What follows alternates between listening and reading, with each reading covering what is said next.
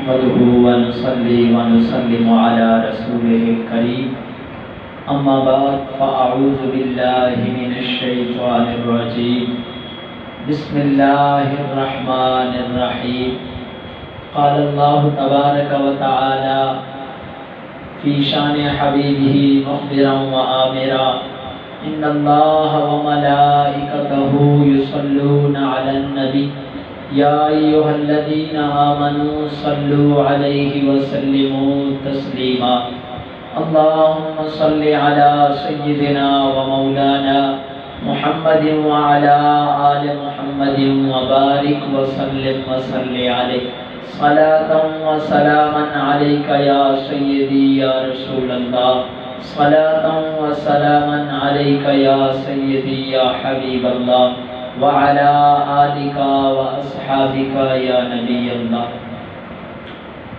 آج کا ہمارا درس قربانی کے مسائل کے حوالے سے ہے۔ حضرات محترم، بندہ جب قربانی کرنے کا ارادہ کرے، سب سے پہلے تو اس کی جو نیت ہے وہ خالصتاً اللہ رب العزت کی رضا کے لیے ہونی چاہیے کہ میں یہ قربانی اللہ رب العزت کی رضا کے لیے حضرت سیدنا ابراہیم علیہ السلام کی سنت کے مطابق اور آقا کریم صلی اللہ تعالی علیہ وآلہ وسلم کے حکم کے مطابق قربانی کر رہا ہوں۔ پھر جب وہ جانور خریدنے جائے تو قربانی کے جانور کا ہر عیب سے پاک ہونا، ہر عیب سے مبرہ ہونا ضروری ہے۔ سب سے پہلے تو قربانی کے جانور کی عمر کو دیکھا جائے، کیونکہ جانوروں میں سے جن جانوروں کی قربانی کی جاتی ہے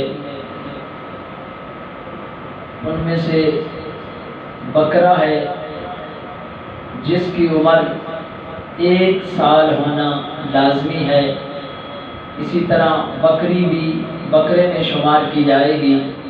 اگر 1 سال سے کم ہے تو اس کی قربانی جائز نہیں ہے۔ اسی طرح گائے، بھینس، کٹا وغیرہ اگر ان کی قربانی کرنا چاہ رہا ہے تو ان کی عمر کم از کم 2 سال ہے، زیادہ جتنی بھی ہو 2 سال سے کم نہ ہو۔ اگر اونٹ کی قربانی کرنا چاہ رہے ہیں تو اونٹ کی عمر کا 5 سال کا ہونا لازمی ہے۔ 5 سال سے کم کے عمر کے اونٹ کی قربانی جائز نہیں ہے۔ اسی طرح بکرا، بکری اور دمبا یہ ایک شخص کی طرف سے قربان کیے جا سکتے ہیں، ان کی قربانی ایک شخص کی طرف سے ہوگی۔ اگر بڑا جانور ہے، بیل، کٹا، بھینس وغیرہ، تو ان میں 7 آدمی جو ہیں وہ شریک ہو سکتے ہیں۔ اونٹ بھی انہی میں داخل ہے، تو ان میں 7 آدمی جو ہیں وہ اکٹھے قربانی کے ارادے سے شامل ہو سکتے ہیں، اور تمام کی نیت کا ایک ہونا بھی ضروری ہے۔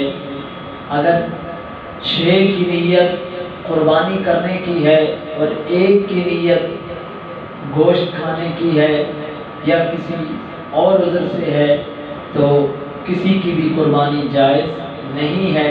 سب کا ایک نیت پر اتفاق ہونا ضروری ہے۔ اسی طرح قربانی کے بڑے جانور میں عقیقہ بھی کیا جا سکتا ہے۔ اگر اس میں 5 حصے قربانی کے ہوں 2 عقیقے کیے جا سکتے ہیں، یا 2 قربانی کے حصے ہوں 5 عقیقے کیے جا سکتے ہیں۔ قربانی کے جانور کے اندر اگر کچھ عیب پائے جائیں تو میرے آقا کریم صلی اللہ تعالی علیہ وآلہ وسلم نے ارشاد فرمایا حتی الامکان کوشش کریں کہ اس میں کوئی عیب نہ ہو۔ بالفرض آپ نے فرمایا اگر جانور لنگڑا ہے، جس کا لنگڑا پن ظاہر ہے، اس کی قربانی جائز نہیں ہے۔ اگر جانور اندھا ہے، اس کا اندھا پن بھی ظاہر ہے، اس کی قربانی جائز نہیں ہے۔ اگر جانور خارش زدہ ہے اور خارش کی وجہ سے وہ لاغر اور کمزور ہے، جس کی ہڈیوں میں مغز بھی نہیں ہے، تو ایسے جانور کی قربانی بھی جائز نہیں ہے۔ اگر جانور کے تھن خراب ہیں، بکری کا ایک تھن خراب ہے، اس کی قربانی جائز نہیں ہے۔ بڑا جانور ہے، 4 تھنوں میں سے ایک میں خرابی ہے، تب قربانی جائز ہے۔ اگر 2 میں خرابی ہو تب قربانی جائز نہیں ہے۔ اسی طرح دم کا کٹا ہوا ہونا، اس بارے میں بھی فقہاء کرام نے لکھا ہے کہ اگر دم کے 2 حصے باقی ہیں، ایک حصہ کٹا ہوا ہے تو قربانی جائز ہے۔ اگر 2 حصے کٹا ہوا ہے اور ایک حصہ باقی ہے تب قربانی جائز نہیں ہے۔ اسی طرح جانور کا خصی ہونا، یہ بھی قربانی کے مترادف نہیں ہے، بلکہ آپ صلی اللہ علیہ وسلم نے صحابہ کرام کو حکم فرمایا کہ قربانی کے جانور کو خصی کر لیا کرو، کیونکہ جو خصی جانور ہوتا ہے اس کا گوشت دوسرے کی بنسبت لذیذ ہوتا ہے۔ تو آپ ایسا جانور اللہ رب العزت کی بارگاہ میں قربان کریں جو ہر عیب سے، ہر نقص سے بری ہو، کیونکہ قربانی خالصتاً اللہ رب العزت کی رضا کے لیے کی جاتی ہے۔ تو اللہ فرماتا ہے میری بارگاہ میں جب خرچ کرو، وہ چیزیں خرچ کرو جو تمہیں پسند ہو۔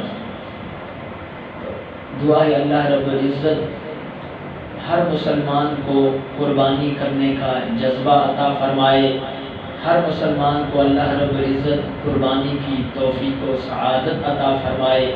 اللہ رب العزت ہماری قربانیوں کو اپنی بارگاہ میں شرف قبولیت عطا فرمائے۔ وما علینا الا البلاغ۔